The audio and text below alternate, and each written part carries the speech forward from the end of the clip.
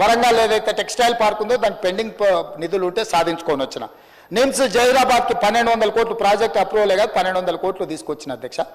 అదేవిధంగా Kachipeta railway coach factory 2014లో పునర్విభజన చట్టంలో పొందుపరిచిన రైల్వే కోచ్ ఫ్యాక్టరీ 10 ఏళ్ళు నువ్వు సాధించకపోతే పల్లికలు ఇచ్చుకుంటే కూర్చుంటే ఢిల్లీకి వెళ్ళి అశ్విని వైష్ణవ్తో నేను మాట్లాడి ఈరోజు రైల్వే కోచ్ ఫ్యాక్టరీని కేంద్ర ప్రభుత్వం నుంచి మనం సాధించుకున్నాం అధ్యక్ష. ఇవాళ మెట్రో రైల్ ఎక్స్టెన్షన్ మీద మనము కేంద్ర ప్రభుత్వాన్ని సంప్రదిస్తున్నాం. రీజనల్ రింగ్ రోడ్ సదరన్ పార్ట్కు మనం అడుగుతున్నాం. మూసీ నది పరివాహక ప్రాంతంలో నిధుల కోసం ఈరోజు కేంద్ర ప్రభుత్వాన్ని పదే సంప్రదిస్తున్నాం.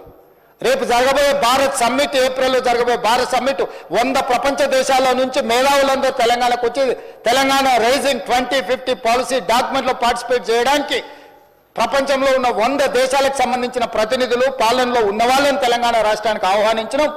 మీరు విదేశాంగ శాఖ మాకు సహకరించాలని జైశంకర్ను కలిసి రిక్వెస్ట్ చేసినాం.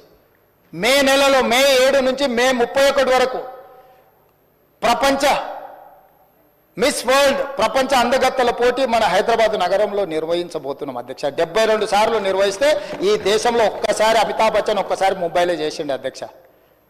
ప్రపంచ దేశాలలో జరిగింది అధ్యక్ష. ఇవాళ ఈ హైదరాబాద్ నగరం మన టూరిజాన్ని ప్రపంచ దేశాలకు తెలియజెప్పడానికి టూరిజం డిపార్ట్మెంట్ నేతృత్వంలో ప్రపంచ దేశాల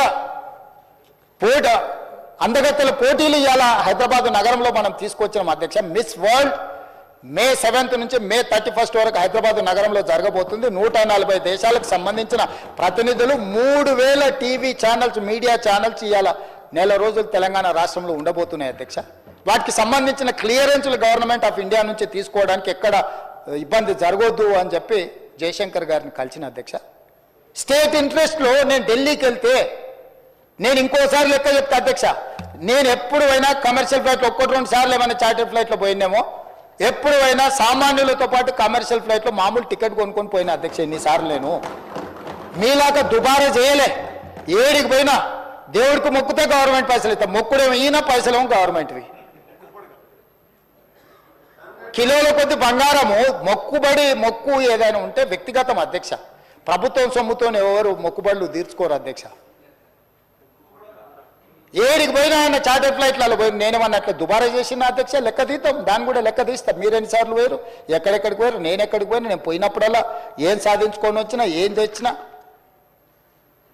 మీ కర్పమంటే ఏందో నాకు అర్థం కావట్లేదు అధ్యక్ష. కేంద్ర ప్రభుత్వంతో సత్సంబంధాలు ఉండి మోడీ గారితో నవ్వుకుంటే ఫోటో దిగితే చూసినావా, మోడీతో ఫోటో దిగిండని.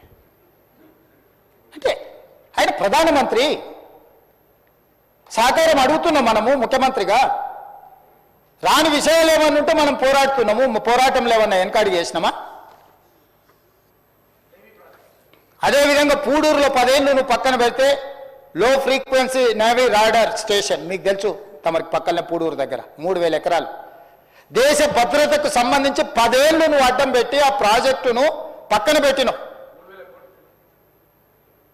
ఆ ప్రాజెక్టు ఎంత కీలకం అంటే బే ఆఫ్ బెంగాల్లో ఎక్కడైనా శత్రు దేశాల నుంచి సంబంధించిన ఏదైనా ప్రమాదం ఈ దేశానికి పొంచి ఉంటే అక్కడ చిన్న కదలిక కదిలినా ఇక్కడ నుంచి రీడ్ చేసి ఎంబడే మన నిఘా వ్యవస్థలను అప్రమత్తం చేయడానికి అవసరమైన ప్రాజెక్ట్ అది. 3000 కోట్ల రూపాయలతో ఇక్కడ జరిగితే నువ్వు పెండింగ్ పెడితే తక్షణమే ఆ 3000 ఎకరాల భూమిని క్లియర్ చేసి ఆ ప్రాజెక్టును తీసుకొచ్చి ఈరోజు దేశ భద్రత విషయంలో రాజకీయాలకు అతీతంగా నేను వ్యవహరిస్తే నువ్వు ధర్నా చేస్తావా? ఈ దేశమే భద్రంగా లేకపోతే, ఈ దేశానికి రక్షణ లేకపోతే, ఈ దేశాన్ని రక్షించే సైనికులకు సహకరించకపోతే నీకు దేశభక్తి ఉన్నట్టా లేకపోతే దేశ ద్రోహివా నువ్వు అని నేను అడుగుతున్నా అధ్యక్ష ప్రతిపక్ష పార్టీని. నాకేముంది అధ్యక్ష, అక్కడ నేవీ లో ఫ్రీక్వెన్సీ నేవీ రాడార్ స్టేషన్ కడితే నాకేమైనా కాంట్రాక్ట్ వస్తుందా అధ్యక్ష? ఈ దేశ భద్రత అధ్యక్ష. రాజ్నాథ్ సింగ్ గారు, నరేంద్ర మోడీ గారు వాళ్ళ ఇంటి కోసం కట్టడం లేదు కదా అధ్యక్ష. రాహుల్ గాంధీ గారు లేకపోతే ఇంకొకరు వాళ్ళ కోసం కట్టట్లేదు కదా అధ్యక్ష. దేశ భద్రత కోసం కట్టే దాంట్లో మీద కూడా నీ కుత్సితమైన రాజకీయాలు, నీ కలుషితమైన ఆలోచనలు, నీకు 50 ఎకరాల భూమి ఇయ్యలేదు, నీ కొడుకు ఇంటికి వస్తలేడు, వాస్తు కోసం ఏదో కట్టాలని డిఫెన్స్ భూములు అడిగితే ఇయ్యలేదని పగబట్టి కేంద్ర ప్రభుత్వాన్ని దేశ రక్షణనే ఫలంగా పెడతావా?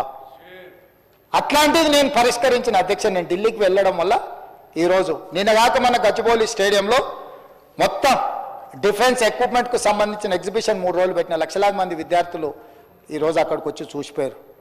డిఫెన్స్ మొత్తం వ్యవస్థల్లో అక్కడికి తీసుకొచ్చి ఎగ్జిబిషన్ పెట్టించిన అధ్యక్ష నేను ట్రై నేషనల్